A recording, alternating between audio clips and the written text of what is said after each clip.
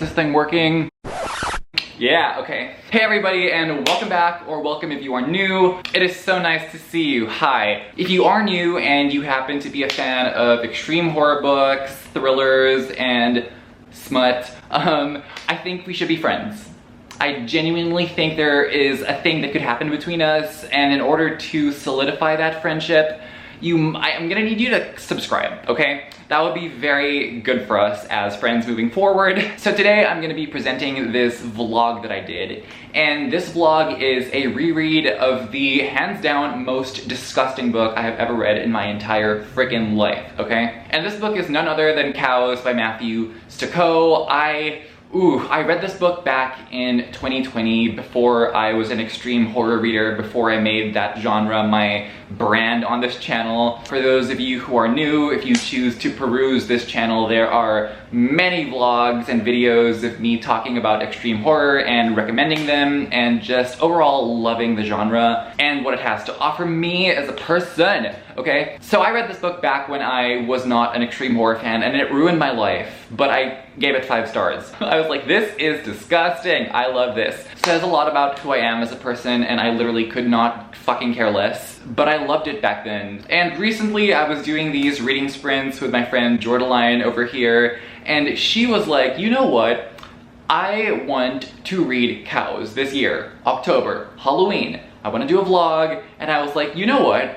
Maybe we can buddy read this. Like, maybe we can have a buddy read moment together, compare our thoughts, our differing thoughts. I feel like her and I have very different tastes as far as horror goes. If she is the Blair Witch Project, I am Saw 6, okay? Specifically 6, that is the best movie in the franchise. Fight me, you will lose. So we agreed to buddy read this book, and I was like, you know what? I wonder if there's more to this than meets the eye, so I decided to do a full-on spoiler vlog, okay? So this video is meant for 2 people in specific. It is meant for people who have read the book, and it is meant for people who have literally no intention of reading the book but want to know what happens, because I go into detail into every single disgusting fucked up thing that happens in this book. I had to censor myself so I don't get stifled, more stifled than I already am by the friggin' algorithm that hates me,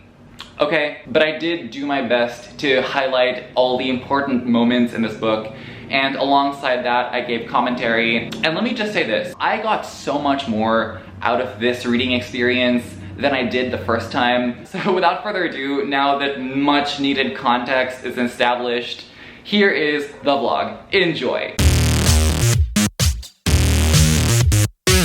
Here it is, Cows by Matthew Stokoe.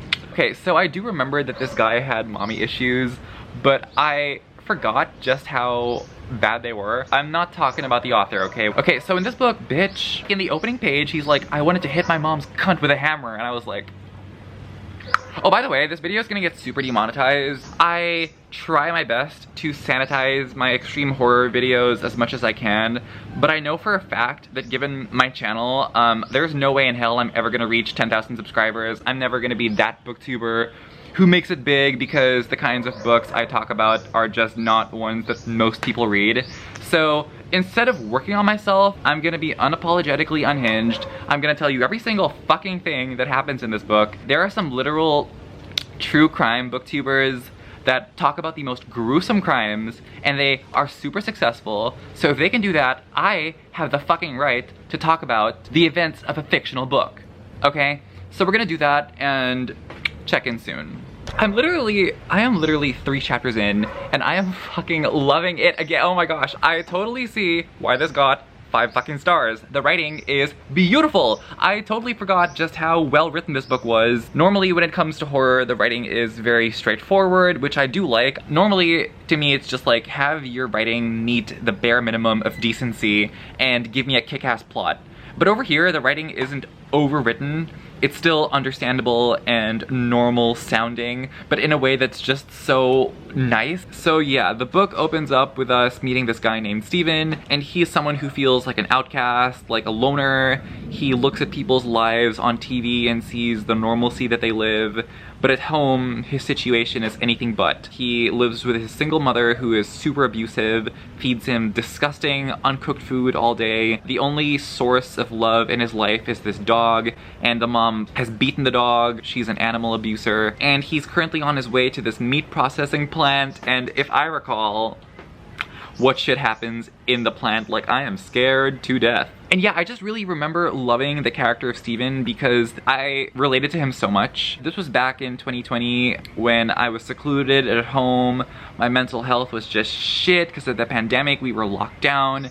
And reading a book about somebody who just felt so encased in their own world and depressed and just angry, and looking at TV and movies and other people online and seeing just how normal their lives look was just so powerful to me. My theory is because when I was in lockdown, my only window to the outside world was that of social media, that of television, that of movies, and on social media people only post curated highlight reels of their lives. Like, they don't post about vulnerability, they post about the good moments. And I was like, here I am, locked up at home, and all these people are just having a blast. My channel was really small and it wasn't going anywhere because I only had my phone to film on. So I just felt really sad and insecure, and this character of Steven, for some reason, just really meant a lot to me. I don't know, a lot of people think that it was Survivor by J.F. Gonzalez, but I think that my extreme horror awakening really was with cows. Okay, that's why this book is so special to me.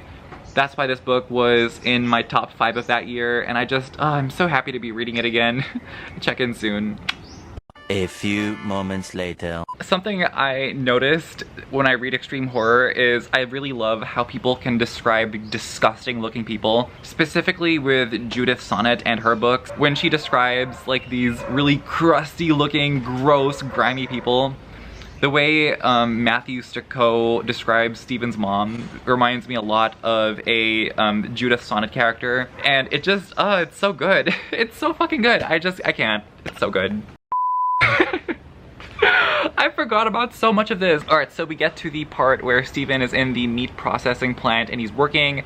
They assign him to a department, and while he's working, this guy who has like a totally ripped up mouth is like, "Are you looking at my mouth, bitch?" And Steven's like, Without warning, he just starts telling Steven this whole backstory about his mouth, and apparently he made out with a cow, and the cow bit his like tongue and teeth and lips off. You guys, this book is fucking wild. I can totally see why I like this book so much. Let's just put it that way. I can't update soon. I totally forgot about the very graphic scene in which Steven takes a and looks at it and comments on it. So, okay, hi. We get to the character of Lucy, and she's talking about the poison inside you. I'm starting to see some metaphors, and yeah, there is a lot of good mental health commentary, but I'm gonna have to read more and recall. But so far, so good, okay? Okay, so we're getting more of the mommy issue stuff. He calls her the hag beast. He coined the term, he coined it. The relationship they had was never good, and the way he expresses that was from the second she had squirted him from her they had loathed each other. This book, what is this book? Alright, so we just got to another scene where the mom was being abusive. Basically, she was making him eat these uncooked organs that were freshly ripped out of an animal. She calls him a cunt, she calls him a moron, she is verbally abusive, she is physically abusive, feeding him food that she knows is gonna poison him because he vomited after he got sick. And we learn that she secluded him into the house as long as she could, never let him go outside, essentially raised him in this prison and punished him for going to work and daring to think that he could have this life outside of this prison that she could torment him in, where he would ultimately continue to be her prisoner, right? And the author really highlights the anxieties in Steven's head and makes you think about the fact that yes, he could leave, but where would he go? He just got this job now. He doesn't have the resources to live alone. And yeah, I really feel for this guy. It's commentary about how abusive parents tend to trap their children and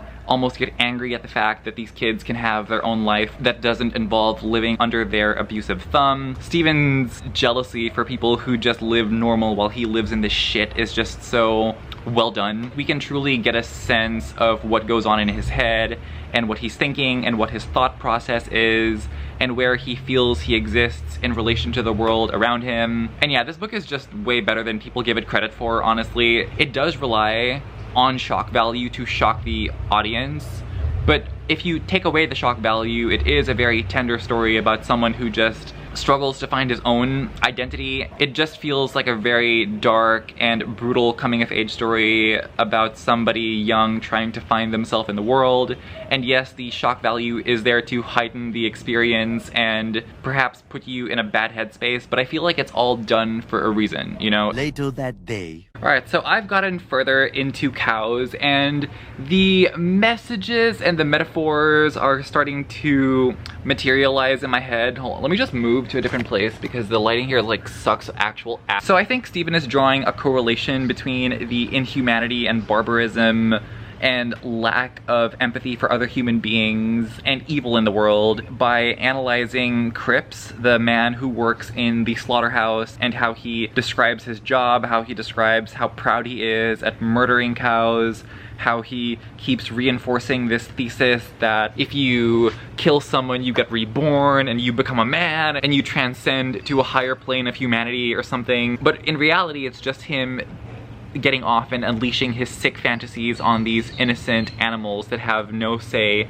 in whether they live or die, right? I think he is drawing a correlation between this man and the world he operates in and his own world, specifically his mom. His mom is a very abusive person who is clearly not right in the head. At one point in the book, she describes the fact that when she was a kid, she would chop off the heads of geese and they would look like cocks, and she would use them to, she would shove them in her. And I think he is seeing that this inhumanity in his workplace is very similar to the inhumanity that he has at home. But then there's always this ever-present promise of making happiness for yourself. So he starts to think that maybe. And then, in addition to that, there's this component of the poison, which his friend from that same complex he lives in, named Lucy, tells him about. Basically, there is poison that grows within us the longer we stay alive in the world, and we can't expel it through simply unleashing the waste in our bodies. Like, she says that no matter how much she measured her snot, her piss, her shit, all the things her body expels, and still she feels that the poison life puts in you is way more than the poison you release from your body, and shit like that. I don't know if it makes sense, but basically Stephen suspects that he also has this poison inside of him, and he blames his mom, his abuser, for putting it into him. And he sees that same level of evil that she subjected him to in the slaughterhouse where he works. I don't know, it's just such a fascinating metaphor, and I just see so many hidden meanings in this story that a lot of people who I've seen give it 1 star didn't address. Like, whenever I see 1-star reviews of this, they're just like, oh, it's gross for grossness sake, it's disgusting, fuck this book. I don't know, I mean, maybe it's because I'm so I don't want to say desensitized, but I'm so used to extreme horror now that I know how to look past all the shock value and assess whether or not a story is actually well told, with characters that are fascinating, with worlds around them, with storylines and narratives around the characters that actually have merit beyond the shock value. And this is definitely a story that is like that. And I'm really enjoying it. I'm only 30% in, so I'm gonna check back in when certain scenes happen and see if I can add more to this suspicion of mine, but I'm starting to have thoughts of when I first read it, and it's coming back to me, and I think that this is what some of the message at least was about. I also really want to give credit to how well Matthew Stokoe writes disgusting shit and disgusting gore, specifically when he writes about how the cows were murdered. He says, like, pumping seeming liquid shit when it dies, so that's a very strong visual that to have in your head that I'm sure a lot of you do not want to have in your head, that I put in your head just now. I'm not sorry. I feel like he thinks that the inhumanity with which they treat the cows is something like the inhumanity with which his mom has treated him his whole life. The disregard for his humanity and his inner world and his life is very similar to how they treat the cows, and disregard that these are living, breathing things that they are being purposely cruel to feed into their own sick, twisted egos and need for violence and bloodlust, regardless of the consequences and impact it has on others. Like he says just now, killing is an act of self-realization. It shows a man the truth of his power. That's what Cripps tells Stephen when they are in the slaughterhouse. And yeah, it really is like a very egotistical, maniacal way to view the world. And unfortunately, there are no laws protecting the cows, so I think even later on there is like a really gross scene involving a cow, which I will recount when I get to it. But yeah, there are no laws protecting the cows, and it's hard to report on abusive parents, so you think that the whole world is against you and there's nothing that you can do, and that's kind of what Stephen's psyche is like. So they can abuse cows all they want and not go to jail and not be punished, and the mom has abused him all his life without any repercussions, without any punishment. It was ingrained in his head from when he was a young age that this is all his life is ever gonna be, that he is just gonna be abused and treated like this, and no one is gonna wanna do anything about it. No one's gonna sympathize, empathize, be there for him. All he has is this small, abusive, terrible world that he's in, and nobody's gonna punish his abusers for him. In one of the scenes that I got to, when Stephen finally retaliates against the mom, he refers to himself to her as something you fucked up so totally, it never had the chance to make it in this world. And yeah, she really beats into his head that he will never make it, or that he will never be loved outside of this house, quote unquote loved, of course. I also really love the fact that he sits on the roof, he dreams of a world bigger than the one he lives in, but then he also curses himself for dreaming that, because it's a cancerous reminder that those dreams had not come true and probably never will come true. 2 years later, and I'm still fucking loving this book so much, so there we go.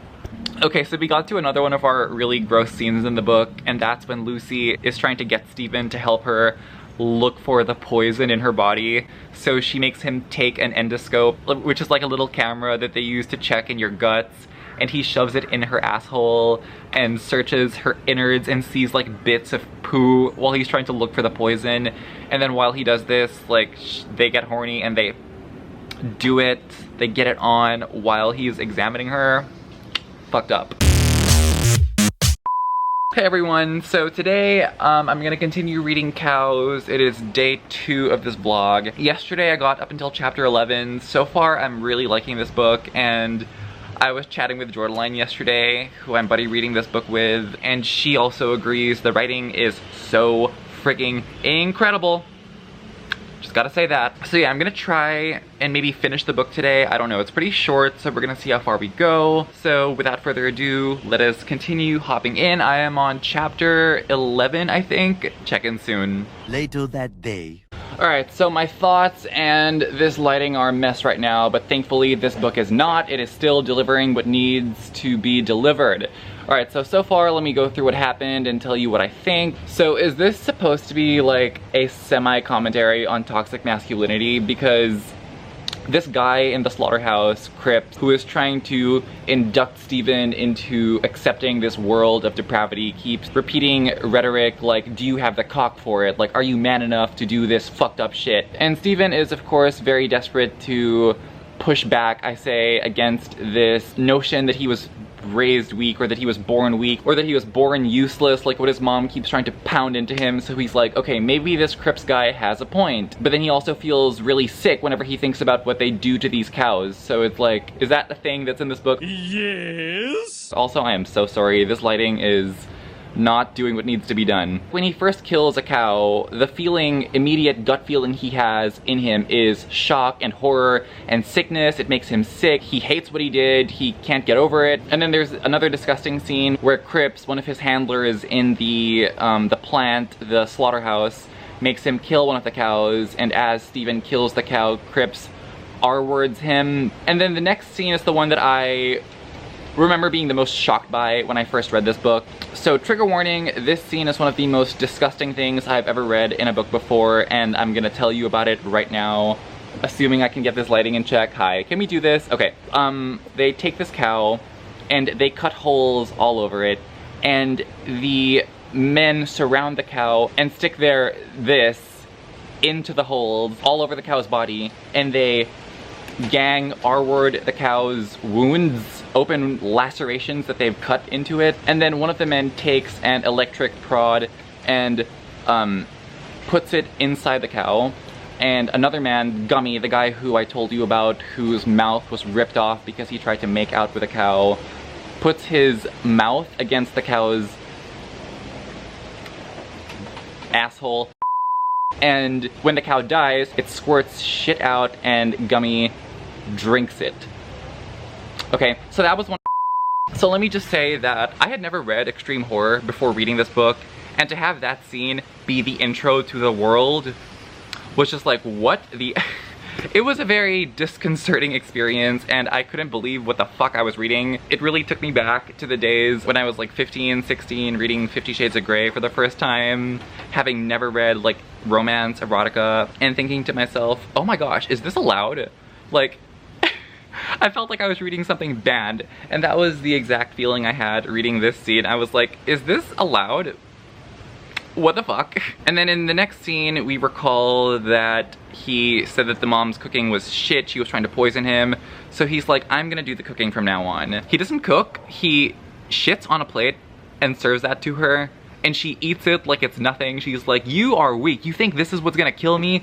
You think you can retaliate by doing this? This is nothing, I have done worse in my life. And basically she humiliates him, she calls him weak, she makes him strip naked, she points out that his body is scrawny, skinny, that he will never escape her, that he is essentially nothing, and that nothing he can do will rid him of her presence, her oppressive presence in life. So this act of defiance was born because Cripps said that killing the cows would make him stronger, but he didn't feel stronger when he killed the cows. He just felt weak and terrible about himself and awful. And this next scene is really when I started to think that a lot of this was happening in Stephen's head. So this is a scene where Stephen is alone in the plant, and he starts to hear this voice calling out to him. What is this voice? This voice is a cow. A cow is speaking to him. Honestly, this is like artsy lighting, so I'm just gonna stick with it, you know? Yes? So basically this cow starts speaking to Stephen, and he tells him that this wanton cruelty is done as a way to stop yourself from feeling,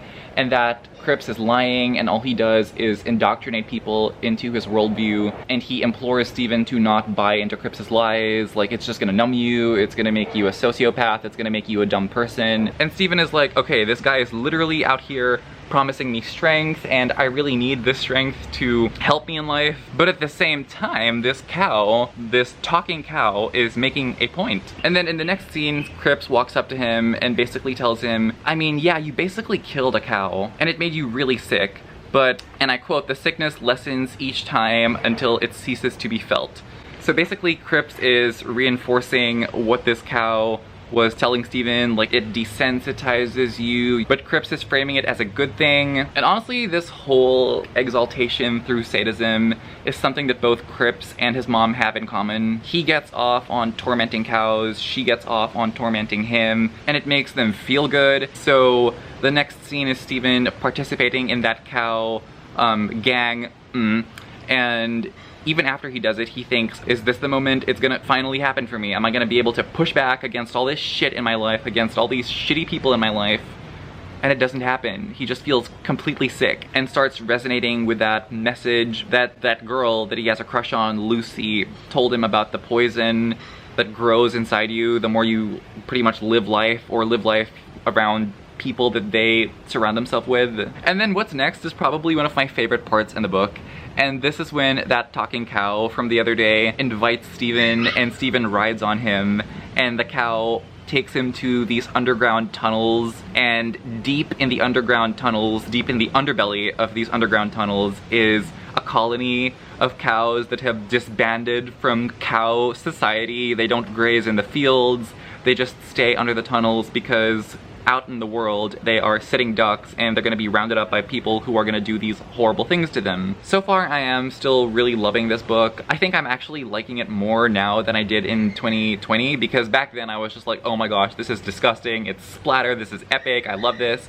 But now I'm like appreciating both the gore and the writing and what the author could potentially be saying with a story like this. I feel like there's another component to this insight. Perhaps he put this shocking shit in there on purpose to make you feel dirty, to make you feel grimy, because subjects like abuse and animal cruelty, when discussed in the mainstream, are very watered down. He thinks that people have gotten desensitized, so he's showing a much more heightened version of this cruelty to really beat you down and put you in a very disgusted state, so he can use that state that you're in to hammer home the insights of the story. At least that's what my suspicions are. Maybe I'm reading too much into it, but I also suspect that given the skill and prose of the author, he's definitely really smart to be able to string such good sentences together.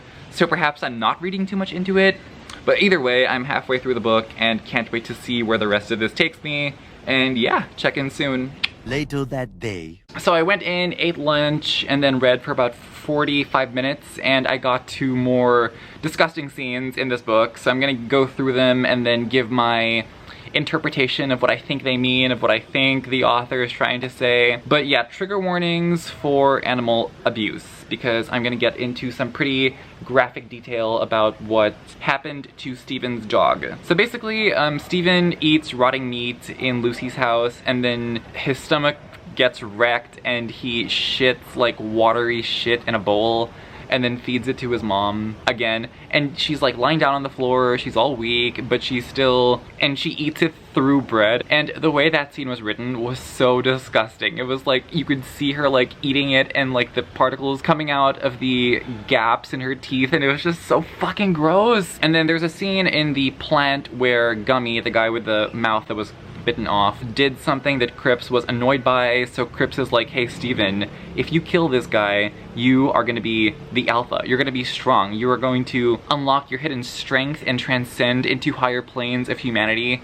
So he basically puts his arms around Steven, drags him to Cripps, and gets these pruning shears and sticks the pruning shears in Cripps's hole, and then he cuts him all the way up to his spine, to his ribs, like rips him open, gets his guts out. And then when it was over, obviously Steven was incredibly sick. Cripps was like, this is the day that your enlightenment and transcendentalness will come. So then he gets home and the mom attacks him. She climbs on him, she slams him to the floor, she wraps a rope around his neck, she strangles him, and seeing that he is getting killed, the dog comes in to save the day, and the dog, who is honestly the most pure character in the book, bites the mom on the neck to try and save Steven, and this does work for a while. The mom backs off, then she picks the dog up. And Steven knows this dog is in deep trouble. He tries to save the dog, but he can't get up because he was crushed. His windpipe is still really closed from the rope that was choking him. And unfortunately, he is unable to make it in time, and the mom, trigger warning, takes the dog's head and smashes it on the wall so hard that it explodes. And this scene is very graphically described in the book. You get to see the eyes pop out, the brains, everything. It's like fucked up, like seriously. This throws Steven into this fit of rage. He gets incredibly angry. He takes this piece of wood and sticks it in the mom's neck where the dog bit her. And then when she's on the floor, he takes these pliers and starts ripping out her teeth. And then this is where the human centipede shit comes in. So if you are grossed out by poop, get out of here. He tapes her toothless mouth to his and shits in her and chokes her to death on his. I don't know if there's any deeper meaning in this scene, but from what I can discern, I think this was him finally fighting back, and we get the first irony, like, okay, him trying to free himself from these oppressors in his life was done by him using the means of oppression against them. Like, they were cruel to him and he fights back with that same cruelty, and now, having had killed someone earlier that day, he knew that he had it in him to do the same thing and finally conquer the hag beast. I don't know, there are just so many fascinating ironies in this book that I think get overlooked. Most people that I see who've read this book gave it 1 star, said it was just disgusting, that there was no merit to it. And I do agree that there are some extreme horror books that if you strip out the gross, disgusting shit, like Dead Inside by Chandler Morrison, The Resurrectionist, Off Season, I'm super canceled right now, right? If you take out all the gory shit, there really isn't much left. But over here in this book, if you take out all the gory shit, you are still left with a very interesting coming-of-age story about abuse and repression and rebellion that has all these interesting ironies that don't take away from the story, but rather add certain elements of interest to it that I just can't stop thinking about. So more gross stuff. In the scene after this, Stephen lets Lucy dissect the mom to help test her thesis about the poison living inside human beings and shit like that. So they dissect her and then they fuck. Cream in my deep flange. So then we get to another pretty interesting part in the story, and this is when Stephen is at the plant and this cow that's talking to him, the Gurney cow, comes to this agreement where he's like, I need you to get Cripps into a certain place in this plant so I can kill him. But then Stephen is like, no, I want to be the one to kill him. So then Stephen says to Cripps the thing that Cripps wants to hear. He's like, I want to kill someone. So Cripps is like, here's this cow that you can kill. And Stephen goes to kill the cow with Cripps, and of course this is a ploy to lure Cripps to a place where he can kill him, because he came to this deal with the cows that Stephen would be the one to kill him and the cows would just get to watch and shit like that. So Stephen lures him to this place and the cows take too long to get there, so in order to sell the fact that he actually does want to do what he wants to do and not arouse the suspicions of Cripps, he actually kills one of the cows with a gun. And then Cripps, gross scene coming up, Cripps takes the brain and f***s the brain. Okay, and because if he was going too hard with it, some of the blood splattered in his eyes and he blinded himself. And then eventually the cows did arrive, and then Stephen shoots Cripps in the knee with a bolt gun, and then he skins his limbs, cuts him open, stabs his eye, stabs his dick, fully like ravages him up and shit like that. And then because of this, the cows start to see Stephen as this figure to symbolize revolt against all the people who have oppressed them. If you've read this book, what do you think? Let me know.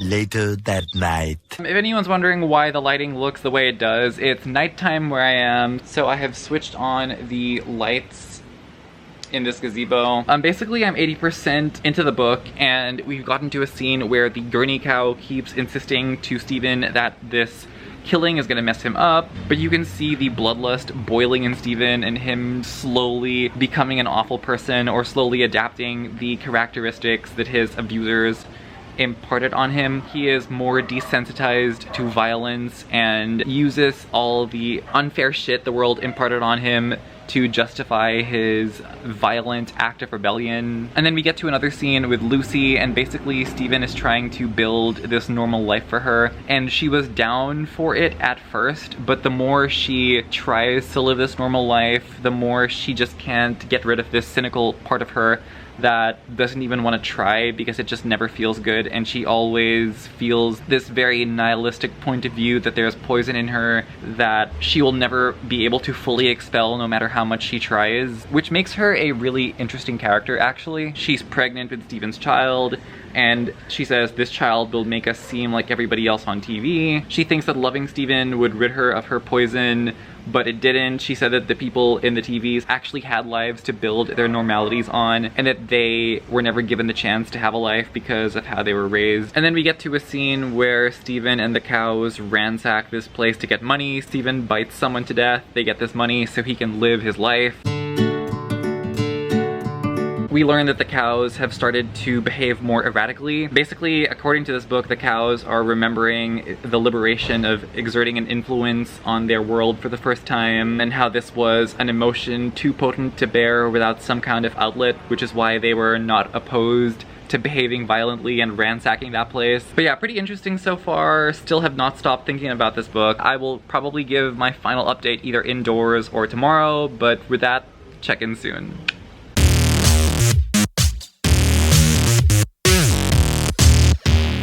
Hey everybody! Hi. So last night I finished Cows by Matthew Stokoe.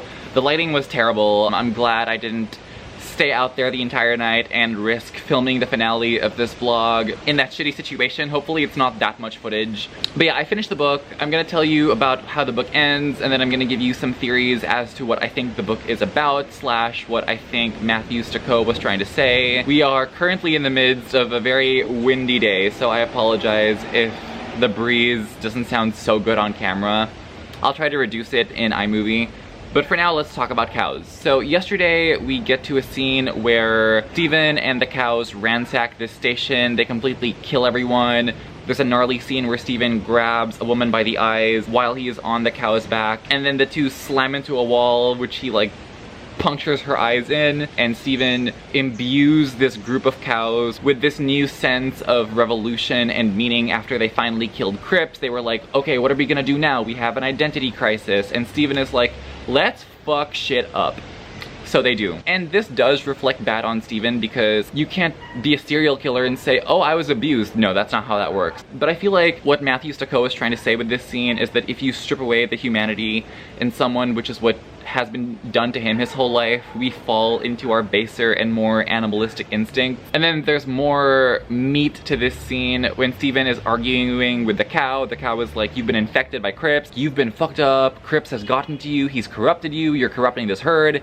And Steven is like, fuck you. And then he says, I'm not teaching you to destroy men, I'm teaching you to become like them. It will leave you no choice but to seek experiences that free you from yourselves. So right then and there, he's starting to sound more like Crip. He's using that same rhetoric that Crips encouraged him with, which is honestly pretty tragically ironic. And then Steven makes the cows eat human flesh. So this was another tragic irony, because the roles are now reversed. I know it sounds disgusting and vile, but then you think about it from the cow's perspective. It's like humans have been eating cow flesh and making businesses out of it the whole time. So when the animals hunt the humans, it sounds jarring, but it's like, it definitely causes one to think, right?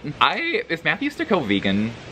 Is that what this book's about? And then we get to another tragic scene in Steven's life. Lucy finally succumbs to this poison in her body. So a while ago I said Lucy was pregnant, but now she sees this thing in her body as a poison, and she performs on herself. Basically, she cuts herself open from the down there and rips the baby out of her, and she sees it as poison. But when Steven comes home and sees what she did to herself, he's completely distraught. He's like, the love of my life is dead, my dog is dead, this baby, which was gonna be the thing that brought us into the real world, like the people we see on TV, is dead. There's no hope for living in the real world. All hope for him is gone, and he becomes extremely nihilistic again. And then we get to this quote where it says, he turned the TV on, but he lay on the bed with his back to it because it was a liar. It held up pictures and said, you could be like them, but it didn't tell you how easily everything fell to pieces. The way Matthew Stokoe described this scene in this book, he goes, motion was a battle against a lethargy that hung from his shoulders like a cloak of chains. This is phenomenal prose, honestly. For an extreme horror book, it's not super flowery and overwritten like Nothing But Blackened Teeth, but it's like beautiful enough to be understanding and for you to appreciate that this is genuinely somebody who knows how to string a sentence together and have the form match the art, you know? It's just so freaking good. And then another disgusting scene, he symbolically fuses the two things he loved the most in the world, his dog and Lucy, by shoving the dog in Lucy's ripped open I didn't really think too much about that scene because it was pretty jarring, but if any of you have a poetic interpretation of that, please do let me know. So then Steven leaves his house behind, and then he goes into the city and is like, okay, you know what, fuck this, I'm gonna try and integrate into society. Nothing is working, but let's do this. But when he goes into the city and sees these normal people just living their normal lives, he just feels so far removed from them, so far removed from the utter normalcy that everybody has that he never experienced in his life, and he just breaks down and screams. He can't take it anymore. He just does not fit in with normal people. I'm like, honestly, same. I mean, I don't share the same situation that he was in, but this whole thing about just feeling apart from the rest of the world is like kind of relatable. Just gonna say that. So then he breaks down, he ends up in the sewers, and then sees that he is once again with the cows. He manages to find the herd of cows and sees that in his absence, the main cow assumed a position of leadership and has been guiding these cows on like hunting missions, and he's like, fuck this. So what he does is he finds the dead body of Cripps that they brought down into the sewers with them, and he gets his thigh bone. So Steven goes to this main cow and he's like, you son of a bitch, like, you were calling me out, but here you are leading these fucking human-eating excursions and cannibalizing human beings. And so he goes into this final showdown with the main cow. He manages to take the thigh bone and stab the cow to death with it. Okay, they were fighting, but you know it's not an equal fight. But then the dynamic they had was like one of equals and rival. I really don't know. There's so much about this scene that I still think of that I can't wrap my brain around, but it was a very fitting conclusion to this book, I think, because when I was thinking of Steven's quest for acceptance, the more I thought about these cows, the more this story started to feel like a very found family story to me. Finally, Steven found a tribe that looked up to him and accepted him in a world where this never happened. And the reason I say found family is because we get this quote, which I thought was a really good quote. It goes, "Under the arc light of an ultimate selfishness, the path before him led straight to a future where there would always be safety and something to be loved by." So that was ultimately what he was looking for, you know, the things that many of us grow up with and take for granted that he never had. It was weirdly poignant. And then it goes, "Nothing he did not allow could enter here, and in this world free of comparison with the outside, he would live a life as perfect as any he had seen on TV." So I don't know what broad statement Matthew Stokoe is trying to say with this. Like, is this an allegory for veganism? Is it found family? Is it about abuse and rebellion? Is it about none of these things? Is it about all of these things? Is he trying to say that the differences between humans and animals are superficial, and that this mistreatment is no different from mistreating our fellow human beings? Is that one of the things? I don't know. Comment down below, please. Is he trying to use cows as a metaphor for people in society who are disenfranchised and othered, thus not treated like they're human beings? Is he trying to say that we tolerate injustice against others who feel removed from us? Is that a thing in this book? Yes. I mean, this story does follow a very traditional hero's journey in the storytelling structure and in how Steven's journey goes. But can we call him the hero? I can't stop thinking about this freaking book. And perhaps him leading the cows into rebellion and killing all these people is a statement on inequality taken to its logical extremes. Like, the more you disenfranchise someone, the more rebellion and uprising is just inevitable. Is he trying to say that certain people in society, and animals being a metaphor for this, are relegated to a less than existence where they are denied control of their bodies and minds? Yes. I think he is saying that because these cows are in this plant getting abused and tortured and completely ravaged only to be consumed by other humans. Meanwhile, Steven in his house was also being abused and tortured for the mom's sick ends, you know? He never had autonomy. She said he would never leave her. And he links this to the way the animals are treated in the treatment in that slaughterhouse. Steven's mom did treat him like an animal, while the entire world existed around him in their middle-class obliviousness. But his vision of the world was one that was super idealized because his only window into the outside world was that through the television that he keeps alluding to and coming back to and referencing in this book. And this kind of life he admires or looks up to or aspires to was something that he was never granted access to because of his circumstances. Steven does eventually go bad, okay? Like, this book doesn't I don't think this book condones murder. What I think this book is trying to say is that vast inequality endangers all of us. Because if we give people nothing, then they have nothing left to lose. And that reminds me so much of Steven and the cows in this book. They were given nothing their whole life, and the treatment they got from when they were born to when they were grown up, born and bred for slaughter, both Steven and the cows, really was a nothing of an existence. And when you give people nothing, they snap. They have nothing left to lose. And that's ultimately the path that Steven and his army of cows resorted to. Now that I've thought more about it, like, this is a incredible novel. I love it. If you've read any of Matthew Stokoe's works, I definitely do want to check them out now. So do let me know in the comments down below. But with that being said, this was Cows by Matthew Stokoe, and I fucking love it, okay? 5 out of 5 stars. I do not regret putting it so high on my best of the year in 2020. It completely deserves that spot, and yeah. Like, comment, subscribe if you made it this far. Put the cow emoji. I'm probably not gonna see a single cow emoji. This video is gonna be fucking long, but you know what? We can hope. And yeah, thank you so much for watching. I hope to see you in future videos, and as always, take care. I lose myself